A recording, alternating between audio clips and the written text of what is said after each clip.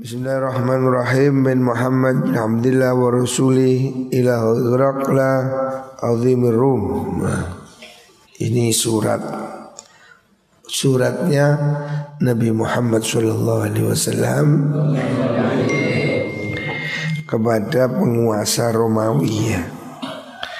Jadi Kanjeng Nabi ini sekaligus pemimpin agama dan pemimpin negara. Jadi ketika Nabi di Madinah ini sudah membentuk komunitas yang kalau hari ini disebut negara. Sehingga Nabi bisa mengirim surat kepada negara-negara lain.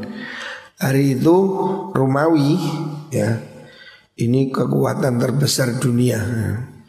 Romawi ini yang sekarang ada di Eropa ini, mulai dari Turki ya, terus sampai ke Eropa. Romawi ini penguasa non Muslim. Nah, mereka penguasa negara besar yang disurati ya, oleh Rasulullah Sallallahu Alaihi Wasallam. Bunyi suratnya begini. Ya ini surat zaman biyen. Dimulai dengan Bismillah. Bismillah kalian nyebut asmani Allah Ar-Rahmani kang paring welas ing dalam dunia akhirat, Ar-Rahimi kang paring welas ing dalam akhirat beloko. Jadi Nabi memulai dengan mengucapkan Bismillah. Terus min Muhammadin sangking Nabi Muhammad Abdillah kang dadi utusane Allah, wa Abdillah kawulani Allah wa rasulihi dari Allah ila Hiraqla maring raja Heraklius azimir Rumi kang dadi penggedene negara Romawi. Jadi Kanjeng Nabi mengirim surat, bunyinya begitu, dari Muhammad bin Abdillah dan Rasulullah pada Herakla, penguasa Romawi. Salamun ala manit tabal huda. Salamnya begini, salamun de keselamatan iku alaman ing atase wong ittaba kang anut sapa man al huda ing pituduh. Salam untuk orang yang mendapatkan petunjuk. Amma ba'du sa'usik ang den tutur, fa ini sudah ingsun iku ad'u kang ngajak ingsun ka ing sira bidi ayatil islami kelawan pengajake agama Islam. Jadi ini surat dakwah korespondensi Nabi selaku pemimpin Madinah negara Islam kepada Romawi. Aslim mlebu Islam sira. Hendaknya kamu masuk Islam. Taslam mongko selamat sira. Yuktika bakal paring ing sira sapa Allah ajraka ing ganjaran sira marrataini kelan rong ambalan. Kamu dapat dua keuntungan, maksud di dunia dan di akhirat. Fa in tawallaita lamun mengu sira, kalau kamu membangkang tidak mau masuk Islam, fa inna alaika sunni iku tetap ing atase sira ismal irbiyin ya. Ismal irsiyin napa niku? Irbisiyin. Dosane kaum nama orang ini. Kaum Irbisiyin.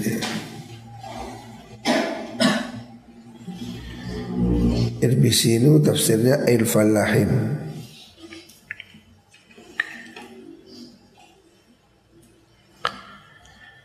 Artinya kalau kamu tidak manut, kamu menanggung dosamu dan dosa orang-orang yang mengikuti kamu. Nah, Irbisiyin maksudnya mereka itu pengikutnya Herakla.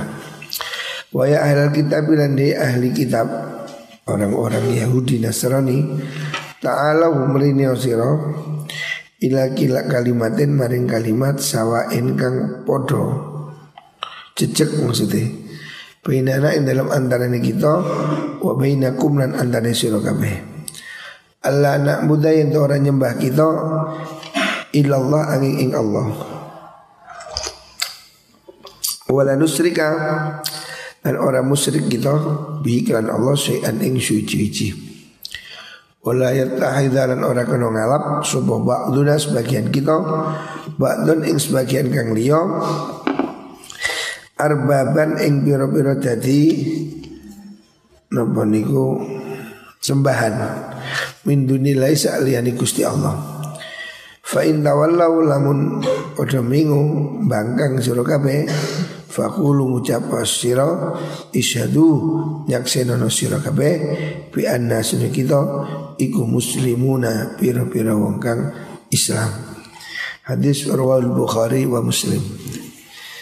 Jadi dalam hadis ini Rasulullah SAW mengirim surat kepada penguasa Romawi ya, di mana mereka ini non Muslim dan mereka ini golongan ahlul kitab. Ahlul kitab ini memeluk agama samawi ya.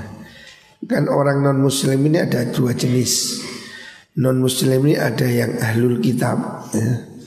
Ahlul kitab ini mereka yang masih memegang kitab suci dari Allah. Itu orang Nasrani dan orang Yahudi ya. Ini ahlul kitab. Jadi non muslim tapi dia punya kitab. Intinya mereka sama-sama nyembah Allah pada dasarnya. Cuma kemudian mereka tambah-tambahi. Ada Yesus, ada aksesorisnya yang lain. Awalnya semua agama ini sama ya. Agama Yahudi kitab sucinya kitab Taurat. Agama Nasrani Injil. Ini sesungguhnya aslinya mereka itu bertauhid. Makanya dalam surat ini Rasulullah SAW mengajak mereka kepada ideologi yang benar. Kalimatin sawa ya.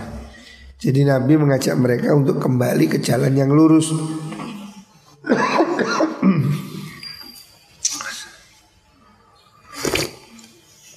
Alhamdulillah. Antara kita sesama agama ini, sesama agama samawi ya, agama yang ada kitab sucinya dari langit, itu aslinya ideologinya sama, yaitu Tuhannya yang disembah harusnya hanya Allah Subhanahu wa ta'ala. Tidak ada tambahan. Tetapi mengalami perubahan-perubahan.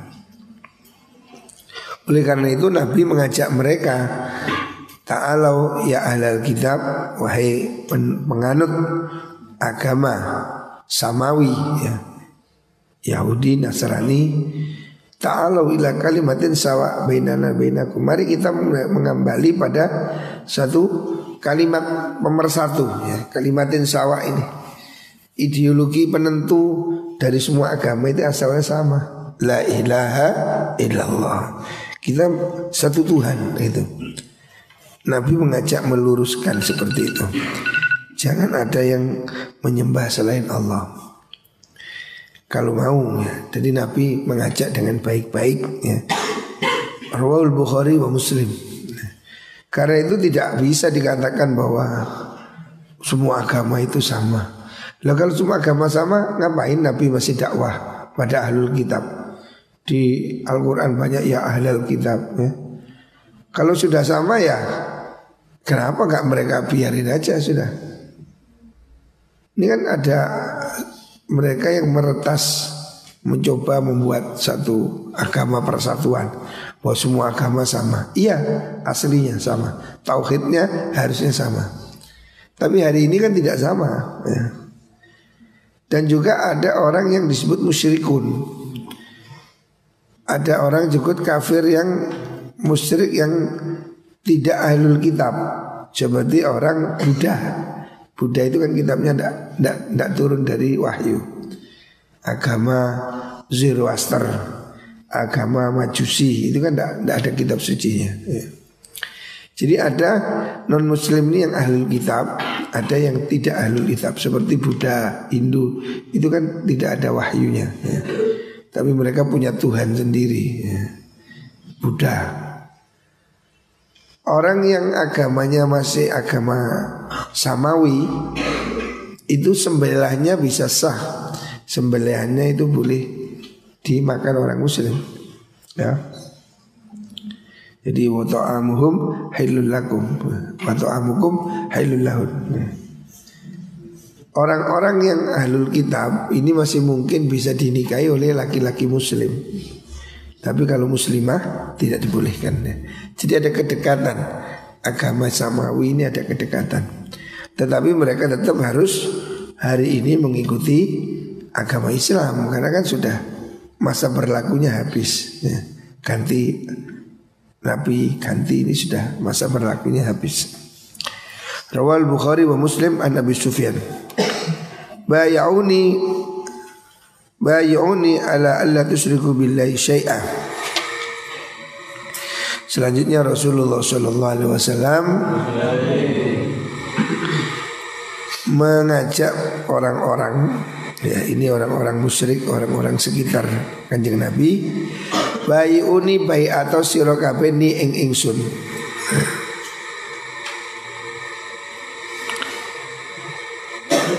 Ini Nabi berkata pada sahabatnya ya, hendaknya kamu berjanji. Baiat itu janji. Ni ing ingsun ala alla tusyriku, ing atase yen to ora nyekuto akan sira kabeh billahi lan Allah syai'an ing suci-suci. Hendaknya kamu ini berjanji jangan pernah menyekutukan Tuhan. Wala tasriku lan ojo nyolong sira kabeh. Jadi Nabi ini menjanji ini pada sahabatnya. Rasulullah SAW meminta baiat, meminta kesetiaan janji. Baiat itu janji, ikrar, kesetiaan pada sahabat. Nabi mengatakan bayuni ala alla tusyriku billahi syai'an. Nabi mengatakan kamu harus janji sama saya ya. Sahabat-sahabatku ini harus janji. Terus lagi santri-santri harus kamu berjanji baiat. Satu, tidak boleh musyrik, tidak boleh juga menyekutukan Allah. Yang kedua, wala tusyriku, wala tasriku lan ojo nyolong sira kabeh. Janji jangan mencuri ya. Pencurian ini dosa. Jangan mencuri. Wala taznu lan ojo zina sira kabeh ya. Orang Islam tidak boleh berzina. Wala taqtulun ojo mateni sira kabeh auladakum ing pira-pira anak sira kabeh. Jangan membunuh anakmu ya. Jangan melakukan pembunuhan apalagi kepada anak. Wala ta'tulan ojo nekani sira kabeh bibuhtanin kelawan goro. Jangan berbuat kebohongan. Taftarunau kang gawe-gawe sira kabeh hu ing buhtan baina aidikum antarane tangan sira kabeh wa arjulikum lan pira-pira sikil sira kabeh. Jadi Rasulullah mengambil baiat, mengambil sumpah, mengambil janji ya. Nabi membaiat. Zaman sekarang ini sudah. Jadi baiat itu janji setia ya. Sahabat-sahabat dikumpulkan, terus Nabi dijanji, kamu harus janji sama saya ya, gitu. Berjanji. Yang pertama tidak boleh musyrik, yang kedua tidak boleh mencuri, yang ketiga tidak boleh berzina, yang keempat tidak boleh membunuh, yang kelima tidak boleh berbohong. Nah, jadi ini ajaran inti dari Nabi Muhammad SAW. Jadi Nabi mendoktrin ya, baiat, angkat sumpah, yang laki-laki dengan deal, kalau saat ini deal, salaman baiat. Tapi kalau perempuan enggak, Nabi tidak pernah membaiat perempuan ya. Kemudian Nabi minta baiat pada mereka, kamu janji satu ini, dua ini. Nah ini ajaran-ajaran Nabi ya. Ya ini ajaran Islam. Melarang berzina, melarang mencuri, melarang berbohong. Nah, jangan bohong. Wala ta'saulan ojo duraka sira fi ma'rufin ing dalam perkara bagus. Jangan kamu durhaka dalam kebaikan. Wa man tisabane wong iku wafa nuhoni sapa man mingkum kang tetep saking sira kabeh fa ajru ta ganjarane man iku alallahi ing atase Gusti Allah. Jadi Nabi minta janji pengikutnya yang ada saat itu, ayo semua harus janji ya. Nabi melarang ini, larang itu. Jadi Nabi ini mengambil satu komitmen kepada sahabatnya. Ya sama dengan di pondok ini, kita kan ada aturan. Kamu harus janji, tidak boleh keluar malam, tidak boleh bawa HP, nah, seterusnya. Jadi ini aturan ya. Kanjeng Nabi pun juga menetapkan aturan begitu. Tidak boleh mencuri, tidak boleh bohong, tidak boleh durhaka. Waman desa pane wong iku asubangenani supaman min dzalika sange mengkono-mengkono niku wau la tusyriku billahi syai'an ilah niku syai'an ing suci-suci summa satara nuli nutupi ing man sapa Allah fa huwa mongko teman ilallahi ku den balekaken maring kersane Gusti Allah.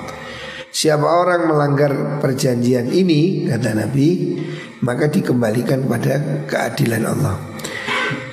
Insyaallah mun kersa sapa Allah afa moko ngapura sapa Allah anhu saking man. Wa insyaallah mun ngersakaken sapa Allah aqaba mongko natrapi sapa Allahu ing man. Jadi Nabi meminta janji jangan ada yang melakukan zina, jangan ada yang mencuri, jangan ada yang berbohong ya. Ini janji-janji mereka pada kanjeng Nabi. Siapa yang melakukan ini berdosa dan urusannya tergantung keadilan Gusti Allah. Artinya kalau diampuni ya mungkin diampuni, kalau tidak ya akan disiksa, dihukum oleh Allah. Rawahu Ubadah bin Samit. Terus babani muajjalani uqubatuhuma fid dunya al-baghyu wa al-uquq. Ini hadis Rasulullah sallallahu alaihi wasallam. Nabi mengatakan ada dua hal ya. Dua pintu. Babani utai lawang loro iku muajjalani dan cepetaken karone. Ada dua jenis perbuatan yang ini hukumannya akan dipercepat. Artinya dipercepat di dunia ya. Fit dunia ing dalam dunia. Sebelum di akhirat, sebelum mati, orang ini pasti sudah dihukum oleh Allah. Hukuman yang sesungguhnya itu di akhirat ya. Karena akhirat itu darul jaza. Tetapi ada dosa yang oleh Allah di dunia ini sudah diberi bayaran dulu ya. Yang lainnya mungkin nanti di akhirat. Ada dua kesalahan yang oleh Allah akan dipercepat hukumannya di dunia sebelum dia mati ya. Apa itu? Ingat dua hal. Rupanya al-baghyu, penggawe lacut, perbuatan zalim ya. Siapa orang berbuat zalim, dia akan dibalas oleh Allah di dunia sebelum di akhirat ya. Artinya jangan enak-enak berbuat zalim pada orang lain. Hukumannya oleh Allah bisa ditimpakan sejak di dunia sebelum hukuman yang sesungguhnya di akhirat. Satu, berbuat zalim al-baghyu. Yang kedua, wal uququ lan nglarani wong tua ya. Durhaka pada orang tua. Orang tua ini dan ke atas, kakek, nenek ya, dan seterusnya. Maksudnya al-uquq itu ya melawan orang tua ya. Selama dia itu benar, tidak boleh ya. Kamu harus menjaga ini semua. Sebab durhaka pada orang tua ini balasannya cepat. Nah, bukan hanya di akhirat, di dunia pun sudah ada balasannya. Tidak ada ceritanya ya. Kamu lihat, tidak ada contohnya orang durhaka pada orang tua hidupnya sukses, tidak ada. Ini keyakinan semua agama, mau agama Islam, mau agama Kristen, mau agama Konghucu, semua agama mengajarkan berbakti kepada orang tua. Makanya Allah menggariskan dalam Al-Quran, wa qadha rabbuka alla ta'budu illa iyyahu wa bil walidaini ihsana. Jadi Allah mewajibkan berbuat baik pada orang tua itu digandeng dengan wajibnya menyembah Allah ya. Jadi dalam satu kata, alla ta'budu illa iyyahu wa bil walidayni ihsana ya. Ini perintah yang tidak main-main ya. Makanya santri jangan sampai durhaka pada orang tua. Kamu punya kewajiban ya. Minimal ini akhlaknya harus dijaga lah. Harus boso. Saya tidak mau santri Anur nang bapak gak boso. Iya Pak kon. Nggak susi matamu. Bahaya ini. Jadi harus boso ya. Jaga adab pada orang tua.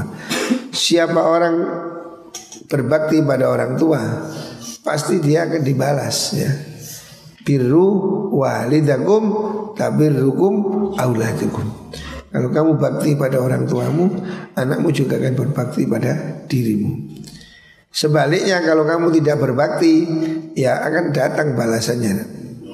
Dulu di depan pondok An-Nur 1 ini ada orang, kalau saya lihat itu kuwelut, bapak be anak iso kuwelut. Yo heran aku iso smackdown buah kuwelut. Lho iki opo sih? Katanya orang tua-tua, iku biyen yo ngono, bapak iku biyen nang bapak yo ngono. Jadi bapak iku gelut tinju. Dua anak ya bodoh dilawan be anake ya. Ya itulah. Apa yang ditanam pasti akan dipanen ya. Buah jatuh tidak jauh dari pohon. Makanya kamu harus menanam sekarang ya. Kamu harus jadi anak berbakti. Sebab ridho fi ridhol walidain. Ridho orang tua ini ridhonya Allah. Makanya kamu harus menjaga ya. Bahkan Imam Ahmad meriwayatkan hadis, ada seorang anak mau pergi perang, ada pemuda mau pergi perang. Ini kan jihad fisabilillah. Dia bertanya kepada Nabi, Nabi saya mau ikut perang. Kamu masih punya orang tua? Iya, kembalilah, layani orang tuamu. Jadi Nabi nyuruh orang tidak perang, layani orang tuamu. Makanya Imam Ahmad ini sangat menghormati orang tuanya. Karena apa? Orang jihad fisabilillah aja oleh Nabi disuruh ngatini orang tuanya. Artinya penting sekali ini. Hari ini sudah orang semakin sibuk, ini berbahaya. Akidah ini semakin kurang. Di luar negeri sudah semakin banyak orang tua hidup di panti jompo. Di Eropa, di Jepang. Jadi anak-anak itu sekarang wong tua nih. Anaknya sibuk kerja, ibunya dititipkan di panti jompo. Panti jompo kayak panti asuhan itu lah, khusus orang tua-tua. Jadi mereka itu diasingkan oleh anaknya sendiri. Nah ini contoh betapa rendahnya akhlak ini. Bahkan di negara Arab aja, kata teman saya, sudah banyak yang begitu. Jadi bapaknya mati, diteleponkan ambulan rumah sakit suruh bawa. Jadi dia nggak mau repot-repot. Nah ini menunjukkan betapa kemunduran moralnya.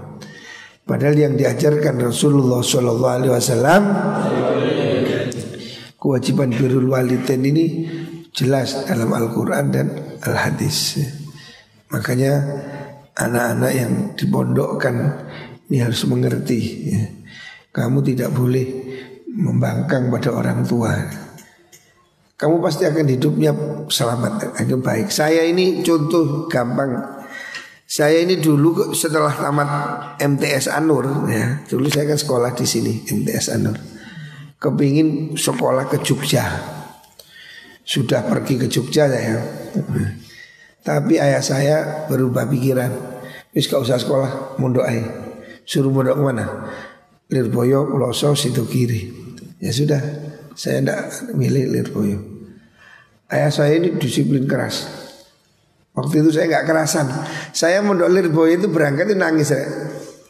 Jadi kalau arek gak kerasan ya bodoh, aku biyen yo gak kerasan.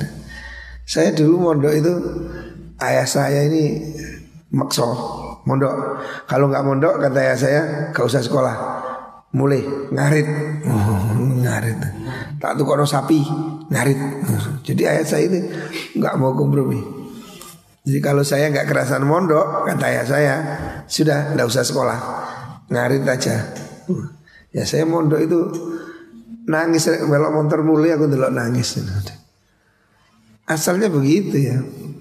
Tapi saya merasa hari ini tangisan saya hari itu yang saya sesali. Kenapa dulu saya nangis? Kalau seandainya saya nggak manut orang tua saya, hari ini saya tidak bisa seperti ini. Saya merasakan semua ini ya berkahnya saya manut pada orang tua saya. Mungkin kalau saat itu saya makso nggak mau mondok, ya bisa jadi sudah diopo, embuh ya.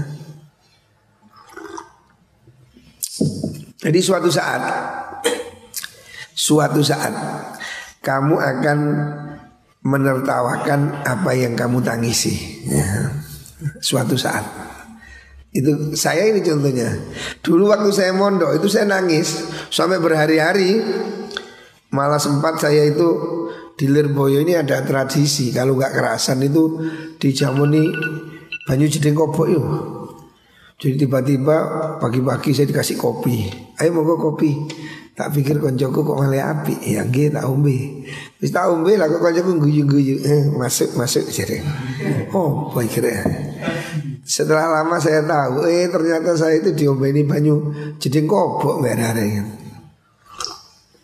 Di kopi campuri banyu cucian kaki gitu loh. Arek Lirboyo jamune ngono.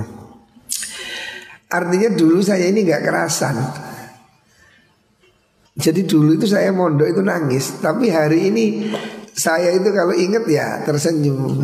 Aku biyen laupo gak kerasan. Makanya ada ibarat manis jangan cepat ditelan, pahit jangan cepat dimuntahkan. Sebab pahit ini ada yang jamu. Sehat, hari ini kita harus jamu. Musim Covid ini harus mau jamu. Ini saya minum jahe, jamu. Pahit tapi sehat ya. Manis, ojo doyan-doyan dek. Manis, oh pilek, sariawan, kencing manis. Jadi apa yang kamu tangisi hari ini itu kelak akan kamu tertawakan. Kita suatu saat akan menertawakan apa yang kita tangisi pada masa itu. Dulu berapa puluh tahun yang lalu ya, tahun 86 saya mondok itu saya nangis sampai berhari-hari, tidak kerasan saya. Karena saya itu dulu kepingin sekolah.